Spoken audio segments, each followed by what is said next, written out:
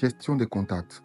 Sur cette page contact, vous avez accès à deux catégories, les contacts en ligne et les contacts du répertoire. Ici, j'ai juste 3 contacts dans mon répertoire et 0 contact en ligne. Ce que nous allons faire, c'est d'abord créer notre premier contact en ligne. Vous cliquez sur le petit bouton en bas à droite et vous faites créer un contact. Et j'insère mon numéro de téléphone.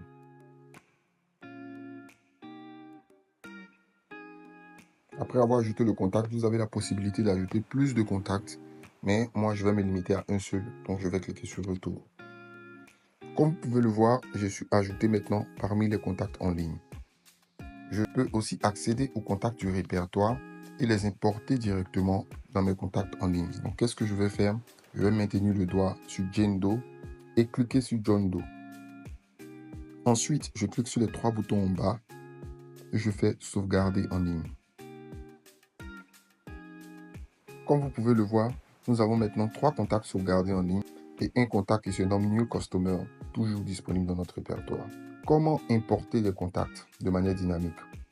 Vous cliquez sur le plus, importer.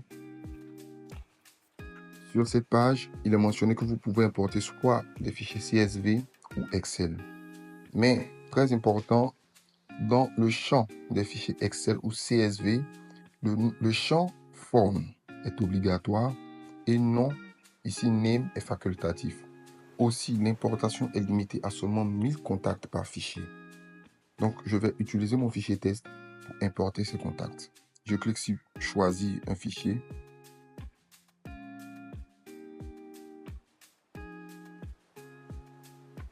Lorsque j'importe le fichier, il m'est signalé un peu plus bas qu'un contact a été ignoré car le numéro de téléphone n'est pas valide.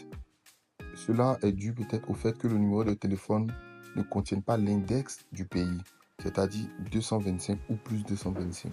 Ici, dans ce fichier, il y a 50 contacts valides.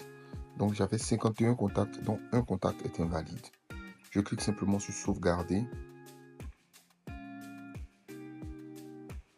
Et il m'est signalé que les 50 contacts ont été sauvegardés en ligne.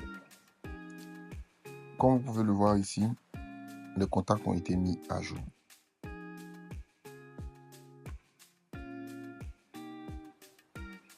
De retour dans la gestion des contacts, comment modifier un contact? Il me suffit de maintenir le doigt sur le contact, cliquer ici et faire modifier ce contact. Ici, supposons que c'est John Doe 2. Je clique sur mettre à jour et le contact est mis à jour. Je peux aussi supprimer ce contact des contacts en ligne. Clique sur supprimer le contact. Et ce contact est supprimé des contacts en ligne, mais il demeure toujours dans mon répertoire. Donc ceci n'affecte pas les contacts dans le répertoire.